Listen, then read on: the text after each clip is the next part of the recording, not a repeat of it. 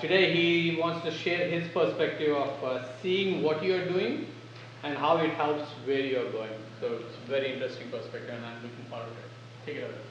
Thank you, Kishore, and thank you all for joining. The topic is huddles and visual management. So if you were thinking anything else, now is your time to jump to another session. If you're here for that reason, I promise to make it one of the best ones you can be here for. So let me just start with one thing. Anytime I attend one of these or listen on one of these sessions, I'm always hoping for that one piece of content that I couldn't have gotten anywhere else. And as I tried to come up with something like that for you, it was difficult because I can only imagine the range of experience. So people who have been in operational excellence for 5 years plus, 10 years plus, and then 20. Okay, perfect. So that's about the distribution I was expecting. So I thought I have to come up with original content. There's no way to tell you something you don't already know or haven't heard. Okay, so with that, I have a joke. What's the right way to refer to a black belt's spouse? Their statistically significant mother. Okay? For all of our Six Sigma people, you can take that back to the office and say, well, I did learn something new. Right? Right, that's shameless, I know. So I've had the pleasure of working for Country Financial for 6 years, and 3 of those have been in operational excellence. We're very privileged because we have a good-sized area. I heard one earlier this afternoon, 6 people for 20,000 employees. Very tight, Holly. We have more around a dozen, including leadership, and we have around 5,000 employees, including our sales force. So with regard to how well we're adopted, we're also fortunate to have at this point, in the 10 years that we've been doing operational excellence, we've got several leaders who were previously black belts, masters of black belts. These are people at director, VP level. So we're really getting enculturated. But this concept of huddles is still sort of new. And with all the different things that you can be doing in operational excellence, this visual management, this huddle thing, has really taken off lately. So what I'm going to do today is share with you my experience over the last year working with our commercial insurance sector, how we stood up huddles there, what some of the beginning steps were, and I hope to be able to give you some actionable items and not just talk concept. Okay? In order for me to tailor this best to you, can you give me a feel how many of you have huddles happening in your organizations? Okay, so just about everybody has some. And how long have they been in effect? Over a year? Okay, mostly. Okay, so let me ask this then. Because this is your session, right, and I can flex. Are there any specific challenges or things that you want to hear about that that would make this session more valuable for you? You want to go through and see what we do? Yes? I think how you initially engage with a team, how do you create that demand, if you will, so that they're pulling and we're not pushing. Sure. That's a fantastic one. Okay, thank you. Holly? And I think people are challenged with starting them because they don't know exactly what to measure or what performance metrics to put on their huddle board. Okay, perfect. I've got something for you there. And I'll make sure that we leave time for questions at the end. Okay? So with that, we'll jump into it. So how do you see what you're doing? There's a lot of different ways that we figure out what's going on in an area. And unless we're watching the right things on the right frequency, the right basis, then we can fall into this trap of busyness. And for those of us that are in service, we don't get to really see the widgets that we're making. The best we can tell is a survey of the area, and I see people at their desks, and they're working on the computers, and they're on the phone. So how do you actually know what's going on?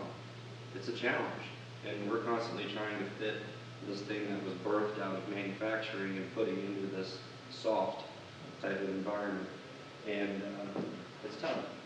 So as we try to figure out if we're keeping up or if we're falling behind, I've got some tips for you there. A lot of the traditional approaches you're very familiar with. You know, we look at quarterly reports and monthly, and I'll keep talking about this specific experience in commercial. The vice president retired, a new one was put in place. The new one is a master black belt who'd spent several years in operational excellence. This is a very hardcore, results-driven individual, and I learned a ton working for her over the last year. Because we're a very people-centric company. We like to make sure that people feel good in their work and that we're not stressing people out too much. We like to have that work-life balance going all the time. So the former VP was a very emotional leader and wanted to make sure that people felt good about their work. And the new one is as well. But the new one also is very results-oriented, okay? So they've got a much stronger push there. These quarterlies and monthlies is the way they figured out if they did well or not. Did we write enough new business? What are things looking like for us? Is growth what it needs to be? No. Okay, next month, let's do better. Everybody agree, let's do better next month? Okay, you go back to your desk and we do better, right? And maybe it works out, maybe it doesn't. So I call it management by the rearview mirror. It's a little bit too late. On Tuesday, Shane Young talked about thermostatic metrics. Was anyone in Shane's session? Yeah, Shane was awesome.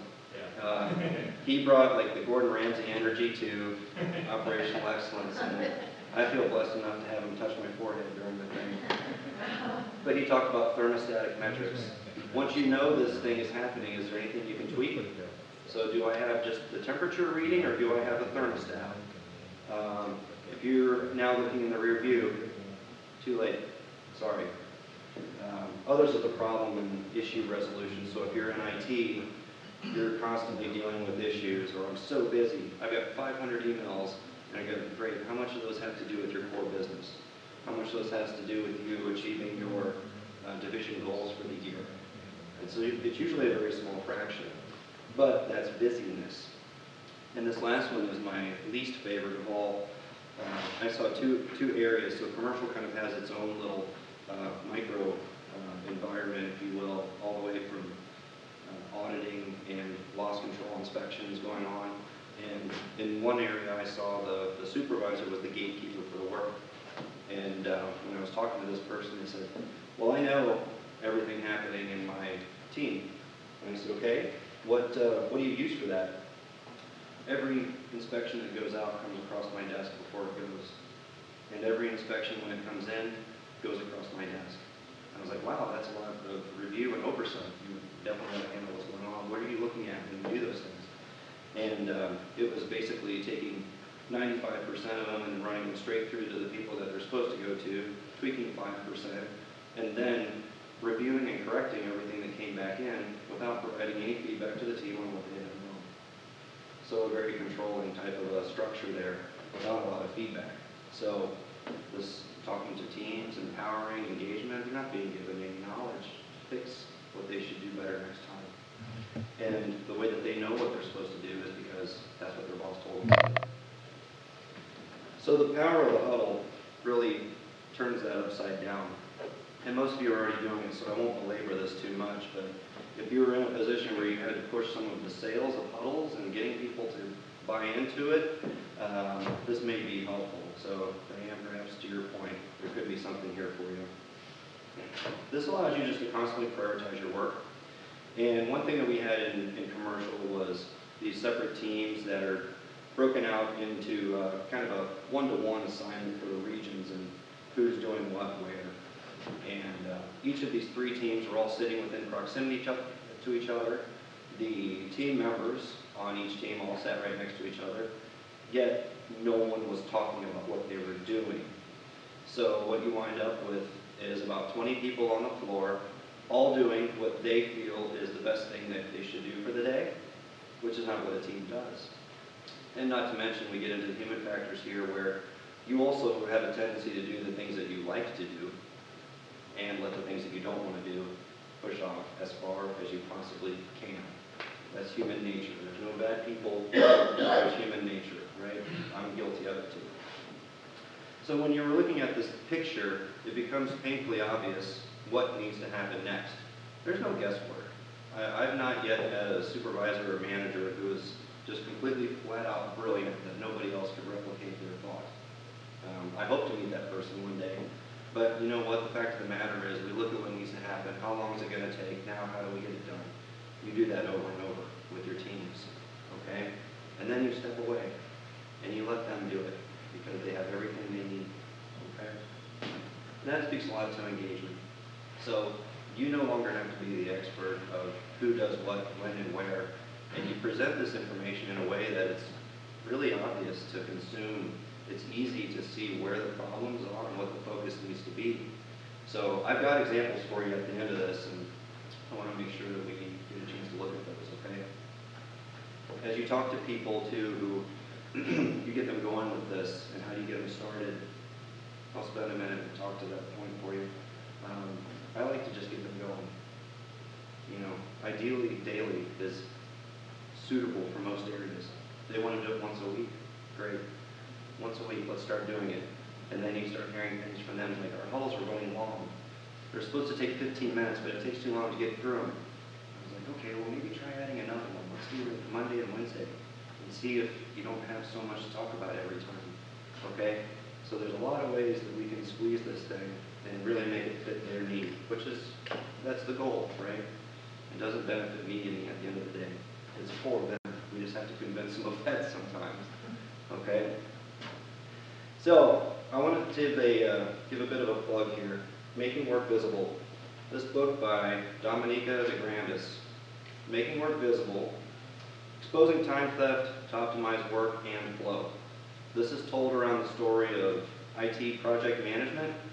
It's full of scribbled visual examples of how we can do this thing. But I'll tell you what happened with this book. Quick story.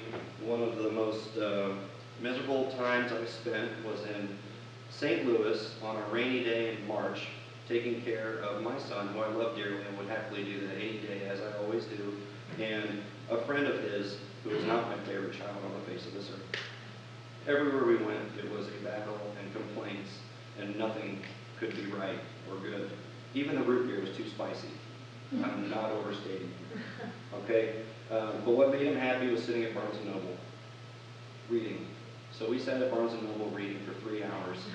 And while I was there, I went over and I saw this book. And I was working on huddles and I wanted more education. By the end of this whole thing, everybody in that commercial area owns a copy of this book. Every manager, supervisor, director, they all own a copy, and allegedly they've all read it. Okay? So the point being, it's simple, it's easy to digest, and it takes some of that burden off of us trying to explain to everybody in our non-stop spout of information and let them kind of consume it at their own rate and create those pictures on their own. So I love that book. So getting started, let's talk about that a little bit. Again, most of you are already doing this, so I'm not going to spend a ton of time here. I love what Arthur Ashe said. You know, start where you are, use what you have, and do what you can. So there's always going to be a million reasons not to get started. The data's not perfect. Right. When has it ever been? Never. We don't have enough reports for that. Okay, what reports do you have? You do have numbers of some things, all right?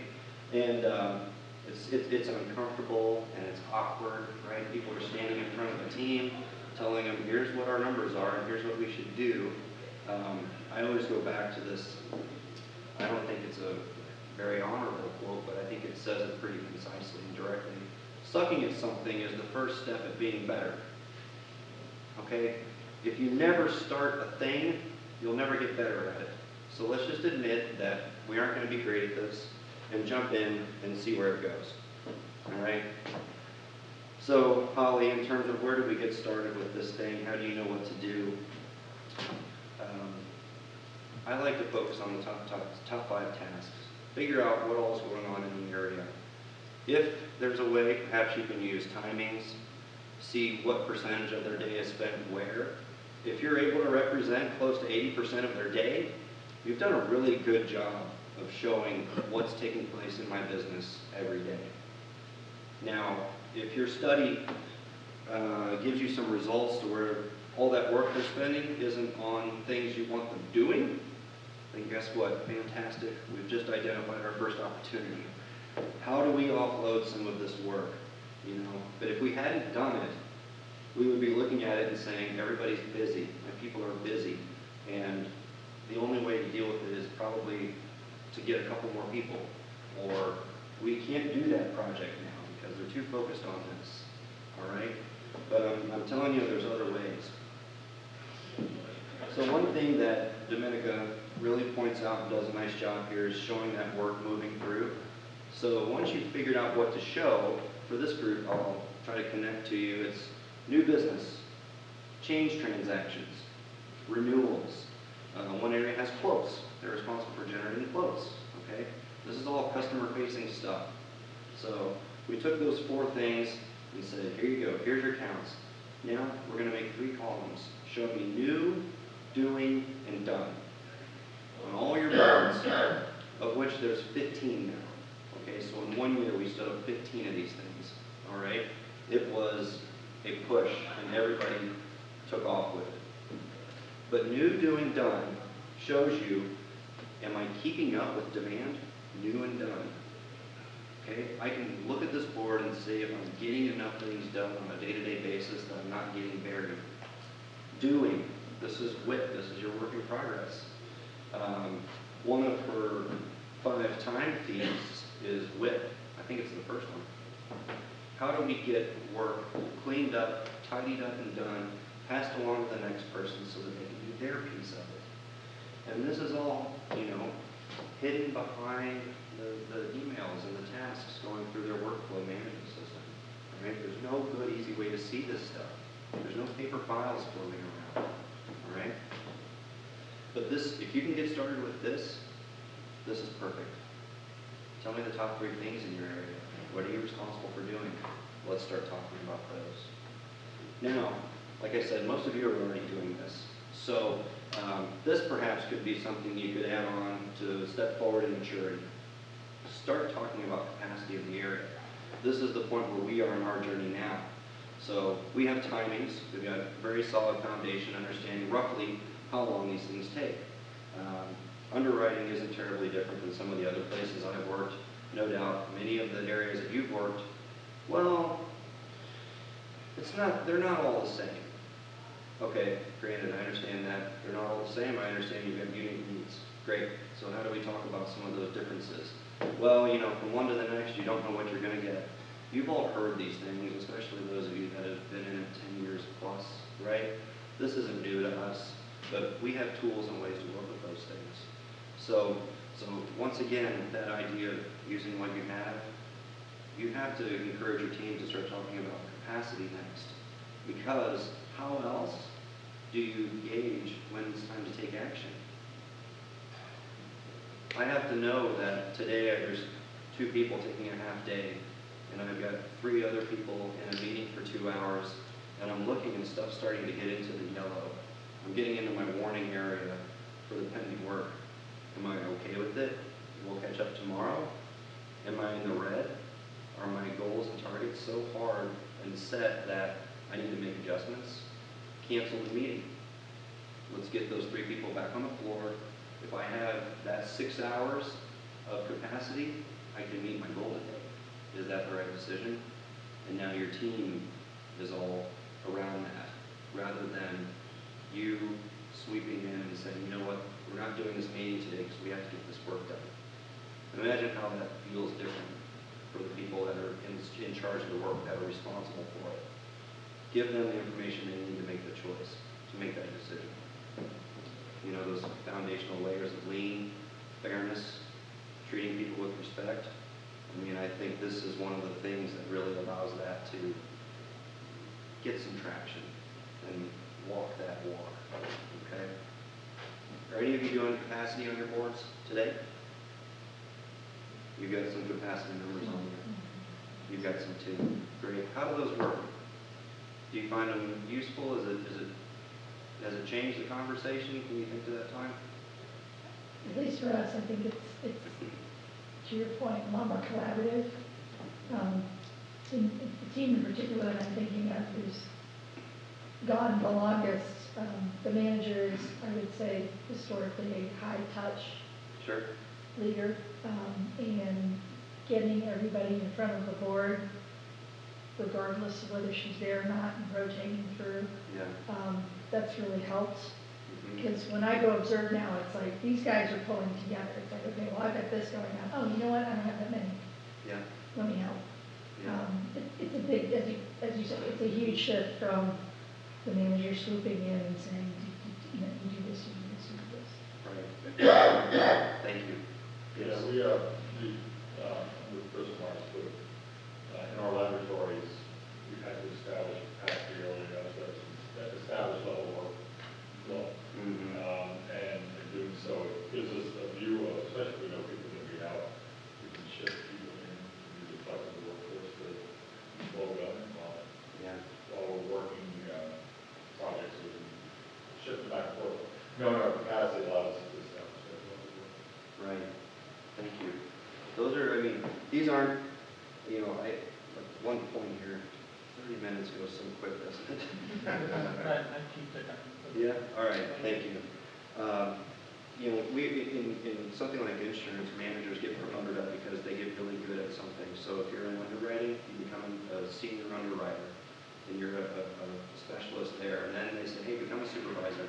Great, I'm a supervisor now, and I'm leading my team, and they're all asking me questions, so I'm even more of an expert. And then you become a manager, and now you're a manager, and before you know it, you're responsible for operations, but you've never been trained in operations. And I feel that these huddles give people a fighting chance to become good leaders, good operational leaders, without too much training overdoing that side of it. Okay. So obviously, this is all about establishing and setting, meeting goals. All right. And the idea here is we're going to allow people to free up some time to work on offense. There's Duggan's eighth principle, right? Working on offense. What are we going to do with our business and make it better, more distinguished? How are we going to meet the strategic objectives? All right. And I want to say one thing about change. Did anyone attend Ray's session on Tuesday? Transformational change agents. How to become that? All right. So here's a great nugget from that. He said something that I've never heard. I'm not a change management expert, but he said people need a chance to grieve the loss of their old process or their old role. And I've always thought that change management was supposed to be something like, supposed to be like, okay, you do it right and people accept it and they like it and we're happy. But I mean, that grieving process is a real thing, because this is what happens. We find that we start doing this well and people have more time on their hands, and then they start to worry, what am I going to do? And then we start asking them to do different things that are more offense, more growth oriented, and they start to wonder why we did it all. So we're in that phase right now, and I want to get to the examples and tell you a story of an underdog, okay? You like underdog stories? Okay, I've got one for you. This is the model that we're starting to roll out for the 15 areas. We provide some flexibility, but we need to give them a framework. And one of the big ideas is that your leadership can walk up to the board anywhere and understand what's going on. 30 seconds from 5 feet, that's what they say. So you should go look at the board for 30 seconds from 5 feet away and tell whether or not we're doing well. Are we winning or are we losing? You know, and for your areas that are constantly getting hit with more work, or constantly behind, you start putting capacity up, you start showing them what's possible to achieve, and you give them a way to win. You know, tomorrow there may be another 2,000 of these things. Don't worry about that. Today you did all the right things. You won. All right? So now, again, how's your engagement? How are your people appreciating that? Okay? Let me get to the examples. The slides are out there for you to download, and I'm going to be available to talk to you anytime, especially right after this. This is kind of what it started out with. Now, Morningstar Consulting Group, Anu George is here, Marco is here. We visited Morningstar. They have an amazing little campaign where they take you around and show you what these are all about. Spend a day with them, go to lunch, and visit a few huddles, and they run through this whole deal. We took a lot of their structure, and this is their flow. You have these ideas, you categorize it quickly, you come through what got implemented, let's celebrate some things, talk about your numbers, how did we do on the metrics, and this is how we started out. There's not a lot of clarity on how old the work is, but you can see the 3 teams, the 3 transactions across the top, and then like some general health metrics for the area. We moved everybody towards a model a little more like this so that they could see pending work at days old and understand a little better when there's bubbles coming through the system. So renewals happen basically a ton at the beginning of the year, and we get them 100 days before they're due. So we see this influx of several hundred renewals coming through for every team. And I asked the question, you know, what do you do with this? How do you work that? You can see it coming. What's the approach? Well, they get up to our target, and here's a good point about the words that we use, how language affects performance. They get up to our target, we start working them, we fall a couple days behind, and then we get caught up again. Okay, so you do this over and over again, basically twice a month. You're fluctuating behind, caught up, okay. I said, how did the goal get established? Who said 8 days, 25 days? What's that goal? What does that mean? Well, that's just when we're supposed to get them done. Oh, okay, I got you. Yep. Is that customer demand? Is that, no, customer doesn't really care. I said, all right. What if we made the goal 0 days? Could you do 0 days? No, I don't know how we do that. And then, you know, everybody in here is already, you already know where I'm going. And I said, if you let the work wait until it gets here and do it, isn't that the same pace as when it shows up here? The day that it shows up versus 5 or 8 days later? The pace hasn't changed. The pulse is the same. What if we got caught up? Do you think you could get caught up in 2 weeks? No, we could try. I said, okay, so 0 or 1 day is your goal. 8 days is your limit. Okay? And here you go. So this is our underdog story. This is support. Support does very procedural, clerical type of work. Support has the most tremendous impact from huddles. They've moved from service levels around 8-day, 25-day turnarounds to 0 and 1, okay, for 7 months straight. So this is not a blip. This is not a fluke, all right? And do you know how much process work I did with this group? None. They've got fantastic procedures. They have wonderful rules. They know what to do. But it was the way they were talking about it. And then they could see it, and they all understood how to work as a team, not just I do renewals or I do changes. There's not that many today, so I have an easy day. No, we're all doing this stuff. And we're all doing whatever needs to happen today. Okay?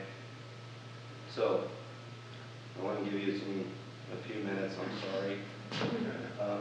What other thoughts or questions do you have? So we have 1 minute officially, but after this we have a 30-minute break. So I'm not going anywhere. And he's here for all your questions. So just thanks for the presentation. So what we're trying to do is, we've been using how it works for quite a while now, a few years. At the point we're trying to standardize our approach. Yeah. And so we've come up with some key basic things that everyone should know what a huddle board is for. But you'd be surprised at the answers you get. Right? A huddle board is simply visual management, which is separating the animal from the starting to stop and fix. Right? We get that into the head, stop and fix, understanding normal animal. Yeah. What is your standard? Everyone who's around the board should know what they're shooting for. Yeah. What's your standard? How do you measure standard? And so we drill into 1-3, you have the 30-second, well, that's generous. We have the 1-3, 10-second rule. Or when you'll lose it within a second, within 3 seconds, what problems do we have in 10 seconds, what are you doing? Yeah. Those very simple kind of phrases we're using now to help standardize the approach. They seem to be catching on a little bit. Perfect. You know, what falls flat a lot of times is the ideas. You know, we've got an ideas section, and I've always said you need a goal, you need a target. If you want to talk about the Toyota Kata, what's your target condition? You can't just ask people for ideas. Hey, what would you like to make better? I don't know, everything, you know? What is your target condition? Show me how you can make one step towards that. Yeah, absolutely. Thank you for that. Question for you. I've done this type of work in manufacturing, distribution spaces and stuff like that, and a little in offices, and currently supporting an office transaction environment now. Yeah. And I bring up things like huddle and visual boards and kind of get the glass eyes, or they don't know, what you're talking about. And those concepts in manufacturing, everybody's probably had some version of a huddle. There's some kind of documents out there, so it's not really new. Right. What did you see any of those challenges as saying we're going to have a daily huddle or a weekly huddle or something like that in the office environment? Yeah, of course. Not all of these areas we're doing extremely well, right? And they haven't had a focus on operations, so we had to kind of give everybody a pass. Like, this hasn't been one of your expectations in the past. So don't worry about defending previous performance. But here's something that everyone has to face, which is a hard reality, I think. If you're really good in your area, you're good at what you do, people know that. They know that you're good. They also know if you suck. All right, so the least you can do is put it on the wall and show that you're working on it. We see that we have these shortcomings and these problems, and we're trying to get better. And that, I'll be honest, that was a big impetus for how this got started, because a lot of reps, our sales force, wanted some changes from commercial. So they were coming in for an office visit. The VP wanted these huddle boards up. She says, I don't care what you have on them. Put them up. Make sure there's space for reps to put their input on it. Because we're going to show them, we're hearing you. We got your voice on this. You're represented here, and we're working on your problems. So I can talk to you a good bit. If we had an hour, I would do 30 minutes of role play. Tell me all the reasons that people don't want to huddle, and I'll give you a canned response for it, because I've heard them. Okay? So that's available to you after the session. Well, let's give a big hand.